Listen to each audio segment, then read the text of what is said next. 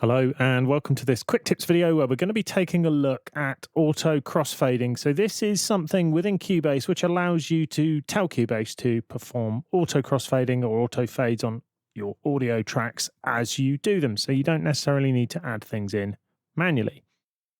So here's the setup. I've got a keyboard part which I've edited, and at the edit point where we go from green to red, I've deliberately transitioned at a point where we are at a maximum peak on this sample. So you can see the green one is at maximum, and then we're at a local minimum on the red sample. So we will get a click. So if I zoom out and play this, you should hear the click at that point pretty clearly.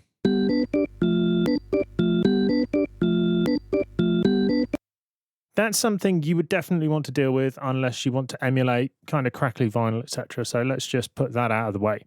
There's a number of ways you can do this, but one way you can do it is using the subject of this video, which is Auto Crossfades, and this is in the inspector here.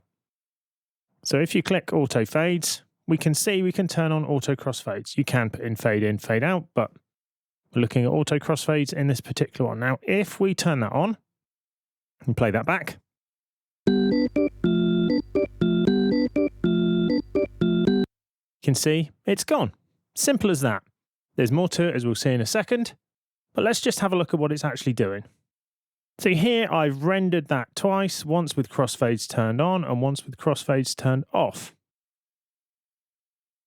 So here's what's happening on this track here. You can see down the bottom, this is what happens when you don't have crossfades turned on. We get this big jump from positive to negative. That's where our click comes from.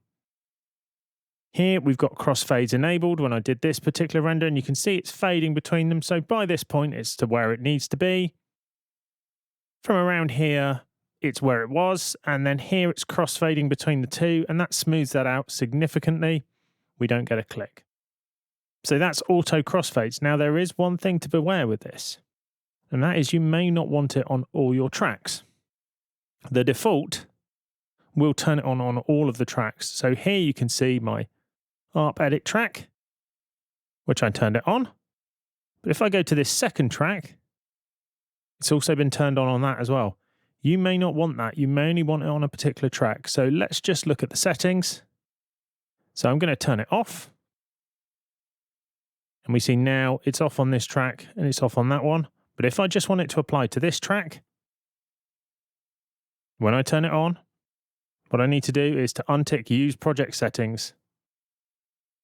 So now this track, the top track, has auto crossfades turned on, but the bottom track does not. Your mileage may vary, but sometimes you'll find with edits like this, it may take the attack out of something that you thought was there, etc. So that's using auto crossfades, which is one of the many ways you can get rid of clicks on your edits. Hope you found that useful, and we'll see you again soon for more music tech tuition.